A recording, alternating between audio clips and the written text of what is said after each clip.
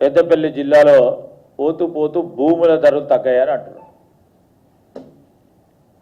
అసలు భూముల ధరలు ఎక్కడైనా తగ్గినాయండి? ఇది చాలా దుర్మార్గమైన మాట. వారి హయాంలో మీ పార్టీ నాయకులు ల్యాండ్కు సంబంధించిన మాఫియాతో కూడుకొని కృత్రిమంగా రేట్లు పెంచి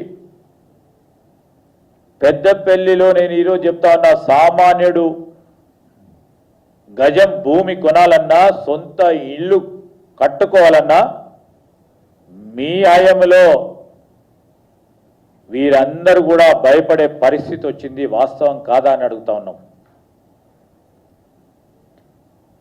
పోలీసులకు సంబంధించి బెదిరింపు ధరలు మానుకోండి. మీ హయాంలో ఒక ట్యాగ్ లైన్ ఇచ్చారు, ఫ్రెండ్లీ పోలీస్ అని. ఫ్రెండ్లీ పోలీస్ ఎవరికి? ఆ ప్రగతి భవన్ చుట్టూన్నవారు,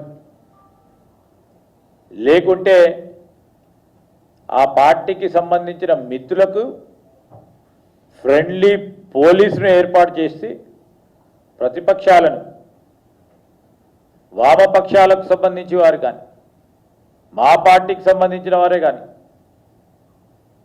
మానవ హక్కులకు సంబంధించి పోరాటం చేసిన మిత్రులపైన కానీ ఏ విధంగా మీరు వారిపై ఉక్కుపాదం పంపించే ప్రయత్నం చేసినరో మర్చిపోయినరు. అప్పుడే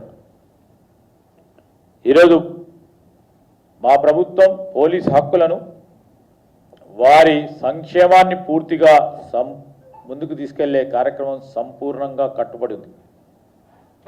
ఎక్కడ కూడా వారు అంటా ఉన్నట్టు జీతాల కోత కానీ, అలవెన్స్లకు సంబంధించి కానీ ఎక్కడ కూడా ఇబ్బంది లేదు. ఈ విధమైన సత్యదూరమైన మాటలు, అభూత సంకల్పనతో కూడుకున్న విశేషాలని చెప్పి ప్రజలను పక్కదారి పట్టిస్తా ఉన్నారు. శాంతి భద్రతలను కాపాడే పోలీస్ సోదరుడికి సంబంధించిన సంక్షేమం మా ప్రభుత్వం అత్యంత ప్రాధాన్యతగా ముందుకు తీసుకెళ్తుంది. వారికి ప్రధానమైన ఆయుధం టీఆర్ఎస్ సంబంధించి, బీఆర్ఎస్ సంబంధించి. టీఆర్ఎస్ అంటే రెండు పార్టీలు ఉన్నాయి ఇప్పుడు, TRS BRS, BRS TRS. Social media వారికి ప్రధానమైన ఆయుధం అయిపోయింది. దేంట్లో సత్యదూరమైన అసత్య ప్రచారాలు చేస్తూ నిజంగానే తెలంగాణ సమాజంలో విద్వేషాలను పెంచే కార్యక్రమం చేస్తూ,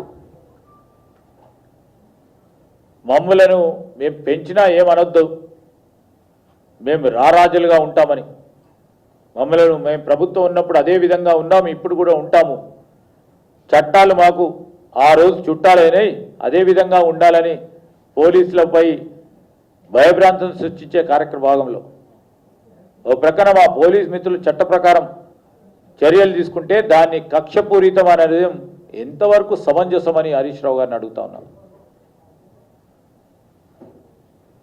వారు పెట్టిన పార్టీ మీటింగ్లో ప్రభుత్వ అధికారులపై, పోలీస్ అధికారులను పేర్లను ప్రస్తావన చేస్తూ, మేము వచ్చినాక బుద్ధి చెప్తామంటా ఉన్నారు. మీకు గొప్ప అనుభవం ఉంది, 10 సంవత్సరాలు మంత్రులుగా చేసిన వాళ్ళు. ఈ విధంగా బహిరంగంగా హెచ్చరించడం, నేను అడుగుతా ఉన్నాను హరీష్ రావు గారిని, ఒక మాజీ మంత్రిగా మీ హుందత్వానికి ఇది తగదని చెప్తా ఉన్నాను. మేము ఈరోజు కూడా చెప్తా ఉన్నాం, చట్టానికి లోబడి బాధ్యతాయుతంగా పనిచేసే ప్రతి అధికారికి మా ప్రభుత్వం పూర్తిగా అండగా ఉంటుంది. ప్రభుత్వ అధికారులు, పోలీస్ మిత్రులు చట్ట పరిధిలో